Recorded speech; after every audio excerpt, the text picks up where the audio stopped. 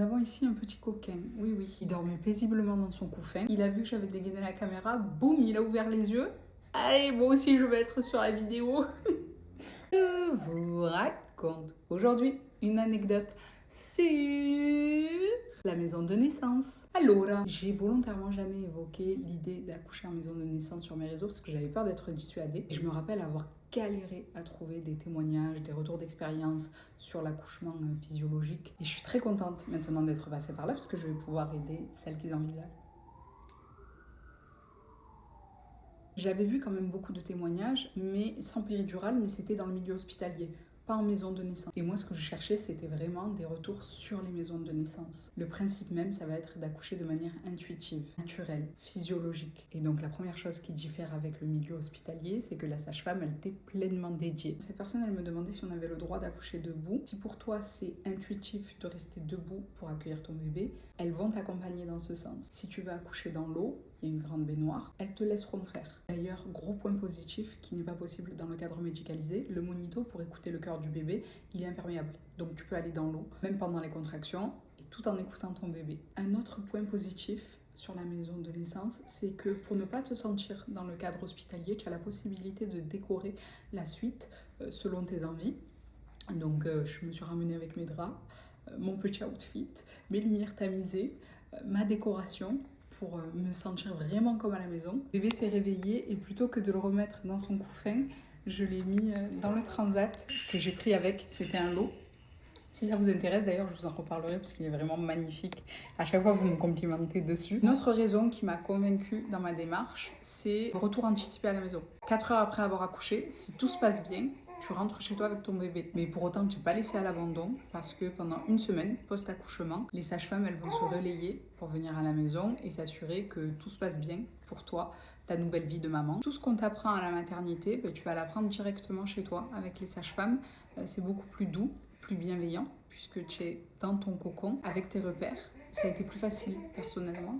Qu'est-ce que tu veux nous raconter ? Une question à propos du placenta, est-ce qu'on a le droit de le récupérer ? En France, c'est considéré comme un déchet médical, donc c'est interdit. Vous aurez le droit de le prendre en photo, de le mouler même si vous le voulez, de le voir.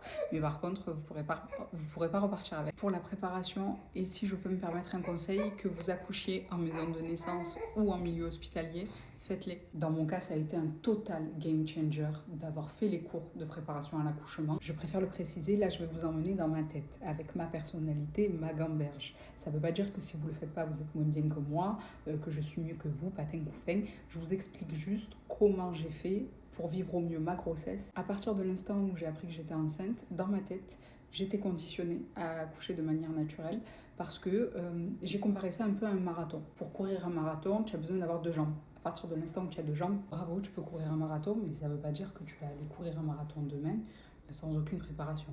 Ben, l'accouchement, c'est exactement pareil. En tout cas, c'est comme ça que je l'ai vu. J'ai tout ce qu'il faut naturellement pour pouvoir enfanter.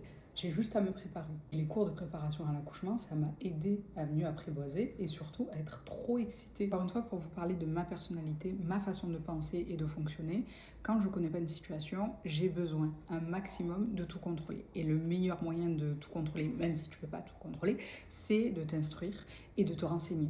Donc, c'est exactement ce que j'ai fait puisque je n'avais jamais vécu d'accouchement auparavant. Et donc, le meilleur moyen d'éviter de finir traumatisé et de subir la situation, c'était de savoir un maximum ce qui pouvait se passer, comment ça allait se dérouler, les étapes, etc.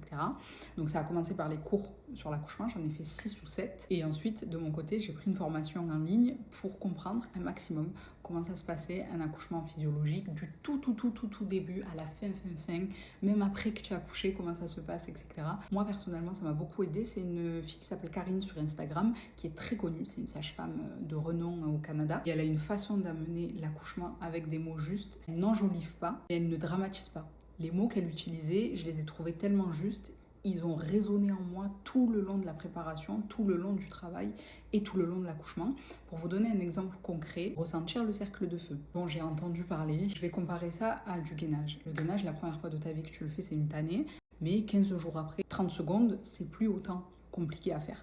Et bien, le cercle de feu, en tout cas dans la formation de Karine, elle te fait faire des exercices pour savoir ce que ça va être le jour J, le jour de l'accouchement. Donc je faisais les exercices à raison de 2-3 fois par semaine le dernier mois de grossesse.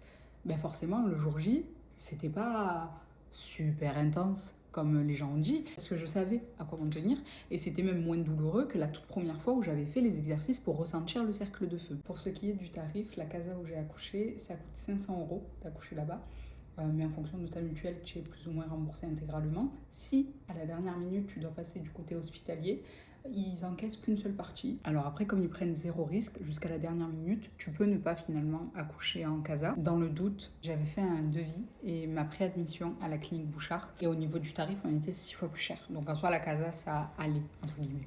Bref, je crois que j'ai fait le tour sur toutes les questions autour de la maison de naissance et l'accouchement physiologique. Si vous en avez d'autres, n'hésitez pas.